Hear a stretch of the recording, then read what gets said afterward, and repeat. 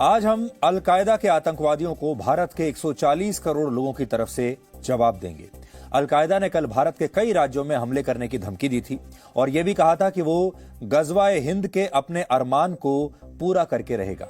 तो आज हम अलकायदा की इस गलतफहमी को दूर कर देंगे और पूरी दुनिया के सामने उसकी पोल खोलेंगे और भारत की तरफ से उसे चुनौती भी देंगे। अलकायदा ने ऐसा सोचा कैसे कि वो दुनिया के सबसे बड़े लोकतंत्र को, दुनिया के सबसे मजबूत देशों में से एक भारत को इस तरह खुली चुनौती देकर, खुला चैलेंज देकर, धमकी देकर वो ऐसे ही बच जाएगा। अलकायदा के आतंकवादी इस्लाम का सहारा लेकर पूरी दुनिया में खून बहा रहे हैं। इसलिए आज भारत से सवाल करने वाले उन मुस्लिम देशों को भी खुलकर सामने आना होगा और अलकायदा की खुलकर आलोचना करनी होगी। इन मुस्लिम देशों को अलकायदा से भी वही सवाल पूछने चाहिए जो भारत के राजदूतों से उन्होंने पूछे हैं। और साथ ही आज हम आपको यह भी बताएंगे कि पिछले 70 वर्षों में पाकिस्तान और बांग्लादेश से लाखों हिंदू कहां गायब हो गए और इन देशों पर कभी भी किसी ने सवाल क्यों नहीं उठाया। इसलिए आज सवाल उठाने का दिन है। अलकायदा से लगता है किसी ने अब तक ठीक से सवाल पूछा नहीं, इसलिए आज बारी अलकायदा की है। इस पूरे घटनाक्रम के बीच आज ईरान के विदेश मंत्री 3 दिन के दौरे पर दिल्ली आए हैं और उन्होंने प्रधानमंत्री मोदी से भी मुलाकात की है। इस मुलाकात को लेकर भारत के विदेश मंत्रालय ने कहा है कि इससे ईरान और भारत के रिश्ते और मजबूत होंगे। और इसके अलावा भारत के विदेश मंत्री एस जयशंकर और national security adviser Ajit Doval ने भी ईरान के विदेश मंत्री से आज मीटिंग की है। ईरान के विदेश मंत्री ऐसे समय में भारत के दौरे पर आए हैं जब पैगंबर मोहम्मद साहब के अपमान के मुद्दे पर मुस्लिम देश भारत की घेराबंदी कर रहे हैं और इन देशों में ईरान भी शामिल है। इसलिए ईरान के विदेश मंत्री का इस समय भारत आना बहुत महत्वपूर्ण है। हालांकि अब तक उन्होंने इस मुद्दे पर भारत में कोई बयान नहीं दिया है, लेकिन हमारे देश में पिछले 24 घंटे से अलकायदा की बहुत चर्चा हो रही है और आज हम अलकायदा की पोल आपके सामने खोलेंगे। अलकायदा ने कल दिल्ली, मुंबई, गुजरात और उत्तर प्रदेश में आत्मघाती हमले करने की धमकी दी थी और कहा था कि वो पैगंबर मोहम्मद साहब के अपमान का बदला जरूर लेगा और बदला वो लेगा लोगों की हत्या करके। इसके अलावा कल अलकायदा ने भारत के मुसलमानों से भी कहा है कि उन्हें यह बात भूलनी नहीं चाहिए कि पैगंबर मोहम्मद साहब ने पहले से ही ये बता दिया था कि एक दिन गजवाए हिंद होगा और इसमें भारत में मुसलमानों की जीत होगी। दुनिया भर के आतंकवादी संगठन जब भी भारत के खिलाफ जिहाद की बात करते हैं तो गजवाए हिंद का जिक्र जरूर आता है। इसलिए आज सबसे पहले तो आपको यह समझना चाहिए कि ये वो कौन सा सपना है जिसे ये इस्लामिक आतंकवादी न जाने कितने दशकों से अपने मन में देखते हुए आए हैं, समेट कर रखते हुए आए हैं। अलकायदा के जो आतंकवादी हैं ये गजवाए हिंद का सपना देख रहे हैं। आज हमें सबसे पहले तो आपको यह पता होना चाहिए कि यह सपना है क्या। इस्लाम धर्म में जब गजवा शब्द का प्रयोग किया जाता है तो उसका मतलब होता है युद्ध।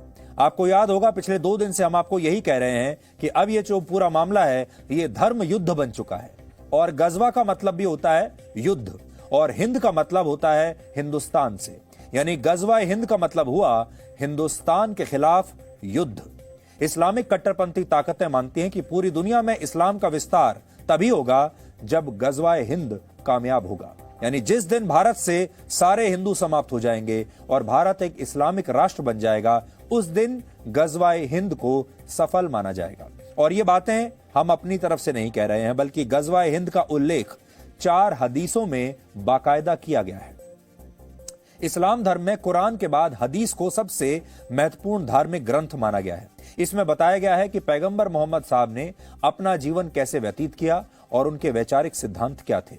कुल 4 हदीस ऐसी हैं जिनमें गजवाए हिंद का बहुत ही विस्तार से उल्लेख किया गया है। इनमें एक हदीस में पैगंबर मोहम्मद साहब के सहाबी यानी सहयोगी हजरत अबू हुरैरा कहते हैं कि इस उम्मत में सिंध और हिंद की तरफ एक लश्कर रवाना होगा। यहां उम्मत का अर्थ है किसी मुस्लिम राष्ट्र या मुस्लिम समुदाय से।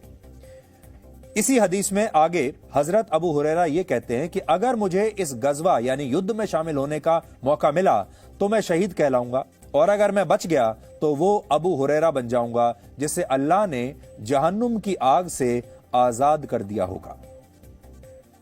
इसी से मिलती जुलती एक और हदीस में यह भी लिखा है कि तुम्हारा एक लश्कर हिंद से जंग करेगा और मुजाहिदीन वहां के बादशाह को, यानी हिंदुस्तान के बादशाह को बेड़ियों में जकड़ कर लाएंगे और फिर जब वो वापस पलटेंगे तो हजरत ईसा को श्याम में पाएंगे। यहां श्याम का अर्थ है मौजूदा सीरिया, जो सीरिया नाम का देश है।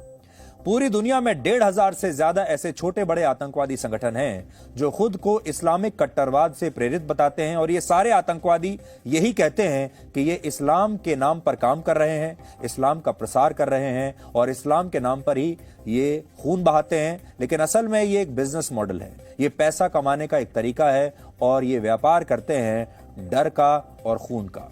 इससे भी खतरनाक बात यह है कि इन सभी आतंकवादी संगठनों ने अपने भविष्य की तमाम योजनाएं बनाकर रखी हैं और उन भविष्य की योजनाओं में जो उनका फ्यूचर प्लान है उनमें गजवाए हिंद को इन्होंने सबसे ऊपर रखा है। यानी इस्लामिक कट्टरपंथियों की सबसे बड़ी ख्वाहिश भारत को जीतकर उसे एक इस्लामिक राष्ट्र बनाने की है, और इसके लिए ये संगठन आतंकवादियों को आतंकवादी नहीं कहते, बल्कि उनके लिए गाजी शब्द का इस्तेमाल होता है। गाजी उन लोगों को कहा जाता है जो इस्लाम धर्म की आस्था के लिए युद्ध करते हैं। पूरी दुनिया में इस्लाम के जो विद्वान हैं, मौलाना हैं और उलेमा हैं, वो पूरे जोर शोर से गजवाए हिंद की विचारधारा का प्रचार प्रसार करते हैं और गाजी को एक बहुत ही सम्मान सूचक शब्द मानते हैं। इसके साथ ही यह भी कहा जाता है कि गजवाए हिंद के दौरान जो लोग मारे जाएंगे उन्हें जन्नत नसीब होगी, और जो लोग जीत जाएंगे वो भारत पर कब्जा करके यहां शासन करेंगे। और इस युद्ध की शुरुआत खुरासान इलाके से होगी। खुरासान का मतलब उस इलाके से है जिसमें आज का अफगानिस्तान, पाकिस्तान और ईरान के कुछ क्षेत्र आते हैं। कट्टर इस्लाम को मानने वाले लोग कहते हैं कि इतने वर्षों में गजवाए हिंद इसलिए नहीं हो पाया क्योंकि इससे पहले भारत पर जितने मुसलमान आक्रमणकारियों ने हमला किया वो इस्लाम की कट्टर विचारधारा से तो प्रेरित थे, लेकिन उनका असली मकसद भारत के धन और दौलत को लूटना था, इस्लाम का प्रचार करना नहीं था। और अब जो लोग गजवाए हिंद करेंगे वो भारत को लूटने के उद्देश्य से नहीं, बल्कि भारत को एक इस्लामिक राष्ट्र में बदलने के इरादे से हमला करेंगे। इसलिए जो पुराने मुस्लिम आक्रमणकारी थे और अब जो ये सपना देख रहे हैं, इसमें यह अंतर है। पुराने जो आक्रमणकारी आए जिन्होंने हमें हजारों वर्षों तक गुलाम बनाकर रखा, वो सिर्फ हमें लूटने के लिए आए थे और इसीलिए वो भारत को कभी भी एक इस्लामिक देश बना नहीं पाए। लेकिन अब जो ये सपना देख रहे हैं उसमें ये लूटपाट नहीं करेंगे।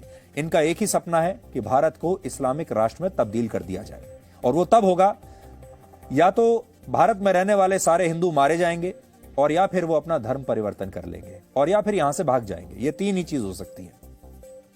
संक्षेप में कहें तो गजवाए हिंद का जो कॉन्सेप्ट है वो बहुत पुराना है, और ऐसा कहा जाता है कि जब 8वीं शताब्दी में मोहम्मद बिन कासिम ने सिंध पर हमला किया था तभी गजवाए हिंद सफल हो गया था। लेकिन बहुत सारे इस्लामिक विद्वान ये भी मानते हैं कि उस समय भारत में इस्लामिक शासन आया जरूर, लेकिन यहां की बहुसंख्यक आबादी हिंदू ही रही, इसलिए गजवाए हिंद को सफल नहीं माना जा सकता। और यह तभी कामयाब माना जाएगा जब हिंदुस्तान में एक भी हिंदू नहीं बचेगा और हमारा देश एक इस्लामिक राष्ट्र बन जाएगा।